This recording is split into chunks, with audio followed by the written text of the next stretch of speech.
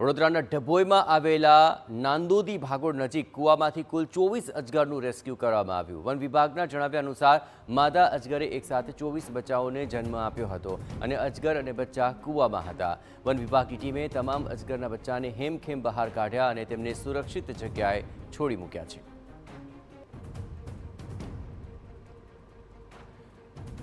માદા અજગર કૂવામાં હતી અને ત્યાં તેણે બચ્ચાને જન્મ આપ્યો, જેથી તેમને કૂવામાંથી બહાર કાઢવા માટે વન વિભાગને જાણ કરાઈ હતી અને તુરંત જ આ માદા અજગર અને તેના કુલ 24 બચ્ચાઓને સુરક્ષિત રીતે રેસ્ક્યુ કરાયા અને ત્યારબાદ તેને જંગલ વિસ્તારમાં સુરક્ષિત રીતે છોડી દેવામાં આવ્યા છે।